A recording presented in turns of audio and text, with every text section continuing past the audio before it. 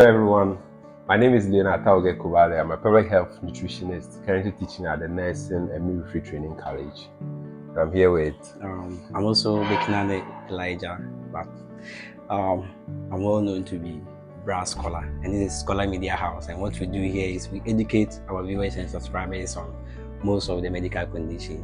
We make sure we teach you the ways and means to stay healthy, what to do in order to stay healthy, how to prevent yourself from most of the medical conditions. And today, the fact that since we are here with a nutritionist, definitely, we are going to talk about nutrition, what to eat in order to remain healthy, what are some of the important food nutrients that you're supposed to add in your daily diet in order to remain healthy. So please, let's listen to him. All right. Okay. So what are we talking about today? Today, we are going to talk about kidney failure. Right. So, tell us what you know about kidney failure, how to prevent ourselves from getting kidney failure. Yeah, one of the organs in our body that is mostly involved in the filtration of waste substances and getting rid of excess fluid in our body is the kidney. Okay. To find it's considered one of the most important and delicate organs. Okay. You understand? Yeah. So when we say kidney failure, it means that the kidney loses its ability to do this filtration. Okay. And therefore result into excess accumulation of waste substances and fluid in your body. Okay. And this can bring about different complications. Okay. And mostly these complications that finally kills you. Okay. All right. Okay. So kidney failure has become a very serious condition, not necessarily serious condition, but the prevalence of it is increasing in Ghana. Okay. Already, kidney failure itself is a serious condition, but the prevalence is increasing. Okay. And recently, we are getting so many reports of kidney failures, especially among the very young ages. Okay. Right. But the scary news is that information clearly indicates that about 90% of those who have kidney failures are unable to afford the treatment, the dialysis. Yes. And that is what is really resulting to the early deaths that we are seeing from kidney failures. Okay. Yeah. So before you continue, it means that the dialysis is more expensive. So there will be a need to stay with us to listen to the ways and means to prevent yourself from getting this kidney failure. Because once you are diagnosed with kidney failure, I bet you, like, even if you can afford it, to get to a point in time that you won't be able to afford it. So just watch this video and learn the ways and means to prevent yourself. So what is this kidney failure at all, and what causes this kidney failure? Yeah, I'd already explained what kidney failure is. Okay. So, but it's very important people understand the causes, what the main causes are. One of it is uncontrolled high blood pressure. Okay. Blood is mostly pumped at a particular pressure, but then if the pressure is so high, the filtration unit within the kidney receives this blood at high pressure, and that can easily destroy the filtration unit. Okay. So it is important that viewers should try as much as they can to regularly go and check their blood pressure. And then if they realize that their blood pressure is actually high, consistently above the 140, then they need to seek for medical attention to bring their blood pressure low. So if I'm getting you clear, means that people who have high blood pressure stand a higher risk of getting. Exactly. So the key thing is risks. Is that okay? So uncontrolled high blood pressure is one key. Okay. The next thing is diabetes. Okay. All right. So diabetes, the accumulation of sugar in the blood, this puts a lot of stress on the kidney. Okay. And sometimes resulting in the destruction of the filtration unit. Okay. So diabetes is also a risk factor. Okay. And there's a connection between diabetes and hypertension. Yeah. So there's always the high chance that when someone is diabetic, it's likely to also present issues of hypertension. Okay. So a diabetic patient needs to also cross-check, at least regularly check on their blood pressure, and also do some tests to see how the kidney is functioning. Very, very important. Okay. And then there's one thing that is very common among the youth. Let me put it this way, maybe in Africa. Most people do go in for painkillers without prescription. Any small thing, they are going for painkillers. Exactly. Yes. Consumption of painkillers do have negative effects, especially ibuprofen and paracetamol. Most people mostly talk about the liver itself. Okay. But then these painkillers also can affect and destroy the kidney. Okay. And then we also have what we call repeated infections. If you're fond of getting repeated infections, that mostly gets to the kidney. then that can also destroy it. But I strongly believe, even though I might not have research to back it, that, I mean, in Ghana, I want to believe so many people are getting kidney failures because of the unregulated consumption of the local medicines that mostly do not have, a well-documented dosage. And these herbal medicines are very effective. Some of them are very effective, and hence the dosage is very, very important. But then, if you take excess of it, a kidney is called on to get rid of most of these toxic substances, and that puts a lot of pressure on the kidney. But guess what? One of the most important causes too has to do with dehydration. Okay. I say water. Water is one of the key things that you can use to solve so many problems. So most of these toxic substances that are found in our blood need to get out of our body. And the kidney does that. But then the kidney needs water to mostly dissolve and flush most of these things. So if you are not consuming adequate amount of water, the concentration of these toxic substances will be high. And that obviously will destroy the filtration unit within the kidney. So for me, water is very, very important. So dehydration is a serious cause for kidney failures. Talking about the water, like most of the time we do hear that there is like what's recommendation, like what should be the amount of water everybody needs to take within the 24 hours. What do you recommend? That am I supposed to take maybe 2 cups of water daily, 8 cups of water? We just want to know the quantity, the amounts of water we need to take in a day. So as nutritionists, we have a system that we say stay hydrated. Stay hydrated means that you must constantly drink water. Is that okay? Constantly drink water. Now, most people do drink water only when they are thirsty. So from when you are thirsty, there is a critical stage where your body is now wailing and yelling that, look, I really need water at this point. The body can't stand it. Yes, it cannot stand it. So it's really not very good to get thirsty before you drink water. It's good you constantly feed the body with at least small sips of water. So stay hydrated. That's the key thing. So now, what is the recommendation? We are looking at 6 to 8 glasses of water. So in Ghana, we have something we call sachet water. So if you want, we can say 6 to 8 sachets of water should be taken in a day. And then for those of you who will be wondering, wow, like how do I really take like 6 sachets of water? I'm not referring to at a go. The strategy is that you could take a sachet of water in the morning before breakfast. And then after breakfast, you take another one. Then you take one before lunch. Then after lunch, you take another one. That becomes 4, right? Then you take one before supper. And then you take one after supper. That becomes 6. But then when we talk about 8, it means that you can take one in between breakfast and lunch. And then lunch and supper. Another 2 over there. And that would make the 8. So, but it obviously depends on where you are. You understand? Some of us who are found somewhere in the north here where the heat is always too high and you are losing a lot of fluid, sometimes you can consume more than that. So the key thing is stay hydrated. But at the same time, let me caution that you do not drink too much water, because that will also put a lot of pressure on the kidney to get rid of the excess fluid that you have consumed. So our recommendation is between 6 to 8 sachets of water or a glass of water. Put it that way. That's fine. I'm sure you are learning something from this video.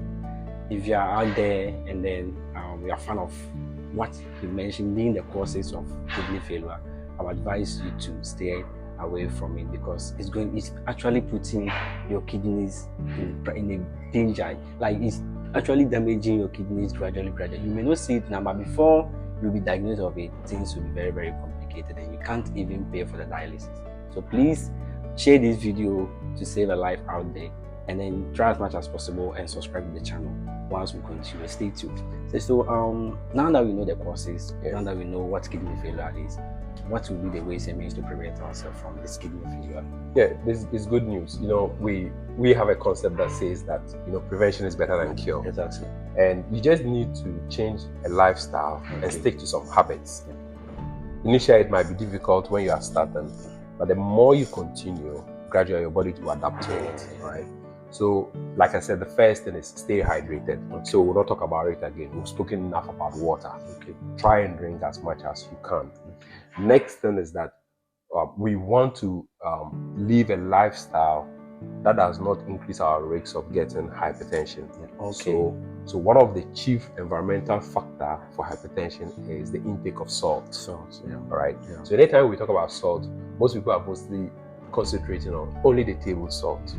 But there's a hidden salt that we nutritionists call the widowmaker. And that has to do with billion cubes, what is mostly known as Maggi, even though it's a brand name. This Maggi contains very high amounts of monosodium glutamate. And we all know what does. It obviously increases the osmotic pressure in your blood. Fluid gets into your blood, and then it increases your blood pressure.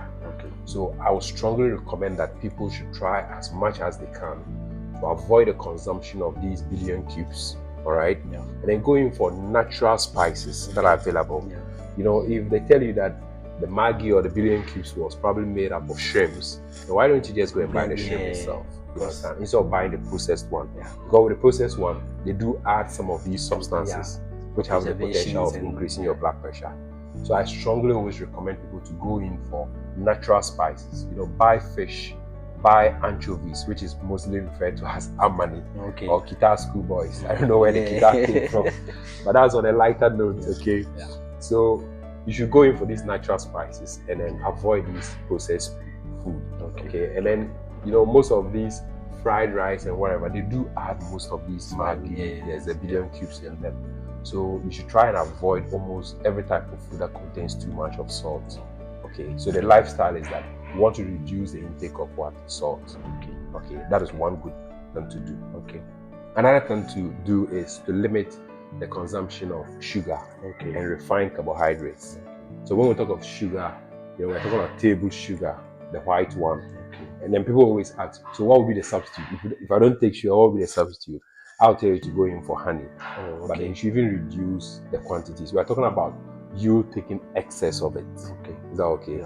Brown sugar probably is also good, but it's obviously something we just want you to reduce in terms of the intake. And then the refined carbohydrates, we're talking about like white bread. You know, Ghanaians like bread a lot, and they always like to go in for the white bread. I strongly will recommend that people should go in for, you know, like wheat bread. You understand? Instead of the white bread, because these are refined carbohydrates, and then they all have the tendency of increasing the glucose concentration in your blood, and then it predisposes you. So you may think you are not taking sugar, but you are exactly. So you know, because you are a nurse, when we talk of sugar, we know we are talking about glucose. Is that okay? So even though you shouldn't go in for the table sugar, at the same time be careful with the bread and all that. The refined carbohydrates, because they all lead up to the production of glucose in the blood. So that's what we want you to limit. And then we also want you to try to consume healthy proteins. All right. Proteins in general, people will talk of meat and whatever, but we are talking about healthy ones. Plant sources of proteins are considered the best. So when we talk about plant source of protein, what are we talking about? Plant source, we can get like this pumpkin oil. And then we can get, let me see, for plant sources as well. We can get like beans. Beans, exactly. All right. We can get cocoa. All right. So like these are the few.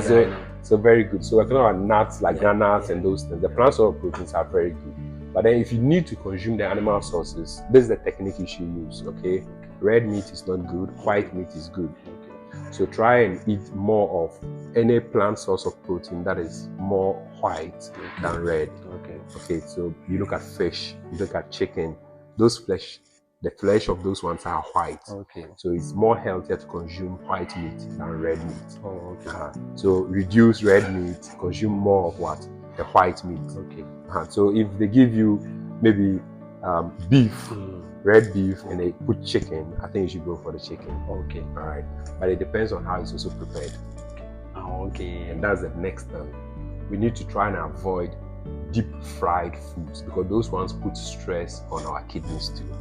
The consumption of these foods, mostly when they fry them in these oils, they do absorb a lot of that oil. All right. So we are talking about saturated fats. So we want to minimize that. Okay. Plant sources of fats are very good, like corn oil, okay, like olive oil. These ones are the poly and mono unsaturated fats. So we want people to consume those sources. Vegetables, oils are very good than the saturated ones. Yes. So in the courses we made mention of these painkillers. Yes. So it means that we need to stay away from them. Yeah, it's important that I strongly think that people should not always go in for painkillers anytime they have any sort of conditions. Sometimes just taking a rest or drinking adequate amount of water could help reduce your pain. Okay. So and if you should do that, it should be based on a prescription. Okay. Doctor's advice. Doctor examines you and then get to realize that okay, I need to put you on this, and then taking those painkillers. So we need to be very careful because the excess consumption of these painkillers can affect the kidney. Yes, and that can result in kidney failures. So, so before we continue, I want to ask if like smoking also play a role in this. Yeah, naturally, I will not be able to establish a link between smoking and kidney failure itself, but then I want to believe that smoking and alcohol in general is something we just want people to avoid because they actually don't have positive effects on the body. Yeah. And the body itself has its own way of generating alcohol that it needs from the food that we consume. So you don't need to take excess of it. Right. And we all know what alcohol does. It makes you loud, it makes you lose your senses, and sometimes it do affect even your kidneys. I'm sorry, your liver. Yeah. Okay. But I will not be able to establish if there's a direct link between smoking and kidney itself. Okay. But I would strongly recommend rather the consumption of fruits and vegetables. Okay. We should stay more on fruits and vegetables. I know recently people have been talking about, why are we getting high incidence and prevalence of kidney failures, and then they are comparing to our great-grandfathers were not having these conditions. But the truth is that our great-grandfathers were eating more of fruits and vegetables and less of processed foods. Because these are processed foods, mostly that's where they introduce some of these salt and high sugar drinks. You understand?